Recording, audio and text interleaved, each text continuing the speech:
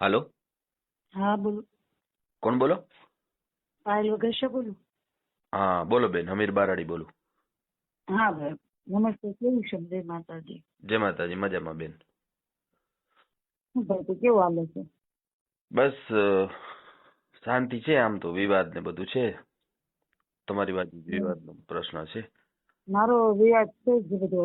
હવે આ સમાજને લઈને ટાર્ગેટ કરે છે અને આપણે વ્યક્તિગત વિવાદ છે. હાજી, હવે એનું કંઈક આપણે કરવું જોઈશે.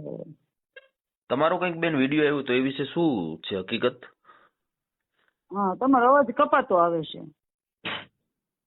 એવું છે? મારો અવાજ કપાય છે? હવે કમ્પ્લીટ આવે છે કે અમુક અમુક વખતે કપાતો આવતો? હા બેન, હું એમ કેતો તો શું તમારે અને નવનીત ને શું વિવાદ હતો એનો કંઈક મેં રેકોર્ડિંગ સાંભળ્યું હતું. હા, એ મારે એ જ વિવાદ છે કે ભાઈ મારા મમ્મીની જમીન છે, મારા મામાની. તમારો મને મારા મેસેજ આવ્યો, મમ્મીની છે નહીં. તમારો મને મેસેજ આવ્યો ને બેન, હા હા એટલે મેં કીધું હા આ બેન ને કઈક નવની તારે મેટર હતી, એટલે મેં તો પછી તમે નંબર માંગ્યો એટલે મેં આપ્યો. હા હા, મેં માંગ્યો તો તમારું જોયા વિડિયા. પાટીદારની દીકરી હું હું પોતે જ છું પાટીદારની દીકરી કયો છે. અચ્છા અચ્છા, તમે જ છો. અને કામરેજથી બોલું છું. હા. અને પ્લસ કે મારો વિવાદ ઈ છે કે વારંવાર ઈ એટલું જુઠ્ઠું બોલે છે, પોતે સરપંચ છે નહીં, ઈ કાંઈ આ તે કાંઈ કેમ કોઈ એનું કોઈ નિવારણ નથી લઈ આવતા. એ અને તો સમાજને લઈને ટાર્ગેટ કરે છે. તો સમાજની વાત જ ક્યાં આમાં આવે છે? તો મારો સમાજ બી મને હારે જ છે, પાટીદારનો સમાજ. અરે અમે તો બધા સમાજ અમારી હારે જ છે, અમે સાચા છીએ. અને એનો કાળો ચિઠ્ઠો નવનીતનો મેં કાલે ખોલેલો છે. કેટલાઓને હેરાન કરે છે, ગેરકાયદેસર બધું ખનન કરે છે, ભૂમાફિયા છે. તો કેમ એને કોઈ પોલીસ અધિકારી કે આ તે કેમ કોઈ એમને પેલું આમ એને ઓપ્શન કેમ નથી ઉઠાવતા? કેમ કે એની પાછળ છે ને રાજકારણી છે, અને એની પાછળ રાજકારણના લોકો છે, એટલે એની તપાસ થતી નથી. અને બહુ ગંદી રાજનીતિ ભાવનગરમાં હાલે છે બેન. અને આવું ક્યારેય સહન ના કરી લેવું જોઈએ. અને તમે પાટીદાર છો, તમારો તો મુખ્યમંત્રી છે, બરાબર?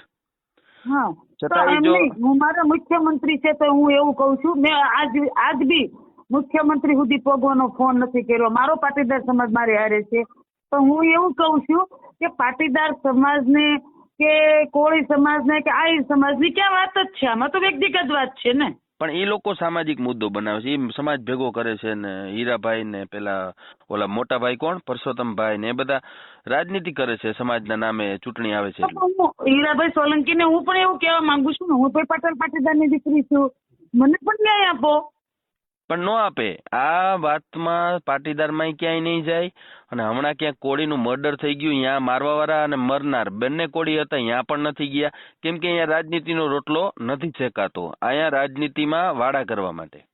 તો એ વાત તો ખોટી જ છે. હું તો એવું જ કઉ છું, હું બી પટેલ પાટીદારની દીકરી છું, તો હું એવું કઉ છું તમને કે આ વિડીયામાં આપણે વાયરલ કરો વિડીયો. હું તો એવું કઉ છું કે આ પેલા તો એક ઈ છે કે પેલા તો એ સરપંચ તો છે નહીં બગદાણાના.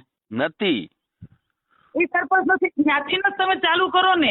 જે ગુનો કરે છે એને તમે પેલા કેમ આપણે એને કહેવાથી, એના સમાજના કહેવાથી, હીરાભાઈના કહેવાથી પેલા પોલીસ અધિકારીઓને આવું તેવું બોલે છે, આનું આવું તેવું બોલે છે, તો હું કોને બોલે છે?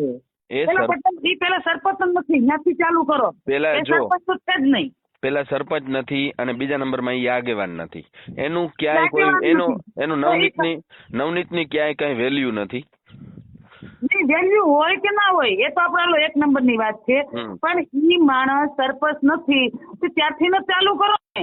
એની પાસે એટલા બધા પ્રૂફ આપીએ છીએ આપણે, એવું કહીએ છીએ કે માટી કાઢી ગયા. એ મને ઓન વિડિયા બોલે છે કે હા હું બેન તમને બોલાવી લઈશ આ તે. તો પોલીસ કેમ ત્યાંથી ચાલુ નથી કરતા? ખોટો છે. એની પાછળ રાજકારણના લોકો છે, એટલે નવનીતને વિરુદ્ધ તપાસ થતી નથી. નકર એટલું મોટું કોઈ દીકરી ઉપર અત્યાચાર કર્યો હોય તો બહુ ખોટું વસ્તુ બને છે. ખરેખર ન્યાય અપાવવો જોઈએ. આની પાછળ ગંદી રાજનીતિ ચાલે છે બેન. હા એમ. અને તમે છે ને, એવું હોય ને તો સીએમ મુખ્યમંત્રી ભૂપેન્દ્રભાઈ પટેલને એક લેટર લખો. હા, હું હવે લેટર મૂકવાની છું. પણ હું હવે મારી પાસે પ્રૂફ છે. હું ડાયરેક્ટ હવે બગદાણા જ જઈશ. તમે પેલા મને સાંભળો. બગદાણા જ જાઉં. તમે પેલા મને સાંભળો બેન. તમે એવું કરો, એસપી ને એ કોઈને લેટર નથી લખવો. તમે ગુજરાતના મુખ્યમંત્રી, તમારા પાટીદાર આગેવાન ઉપરથી હેડલાઇન લખો હમ. કે હું આ કે આ બોલું છું અને બાબતમાં હું લખવાનું, એક પાટીદારની દીકરી ઉપર અત્યાચાર કેટલો હદ સુધી સહન અમે કરશું એવું બાબત લખો.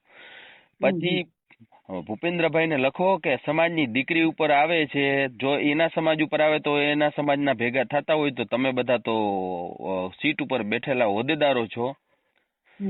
અને હું તમારે એમ લખવાનું કે હું ખુદ ભાજપની સમર્થક છું, અમે ક્યાં સુધી અત્યાચાર સહન કરશું, દીકરીના સહાય ક્યારે એવી સહાય બાબતે બધું તમે લેટર લખો અને તમે ગાંધીનગર એની ઓફિસના એડ્રેસ ઉપર મોકલી આપો.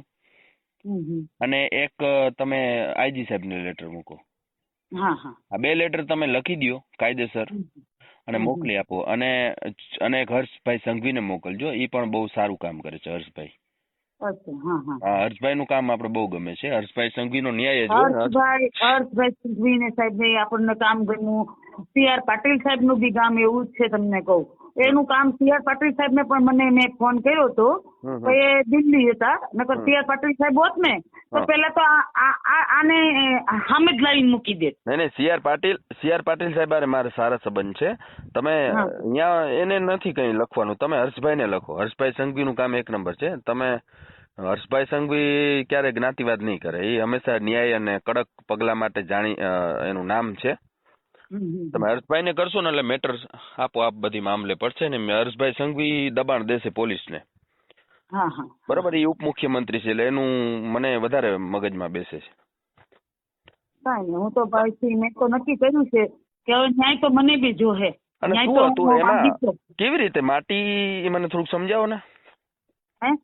એ કેવી રીતે માટી કાઢી ગયા ને શું હતી બાબત બધી?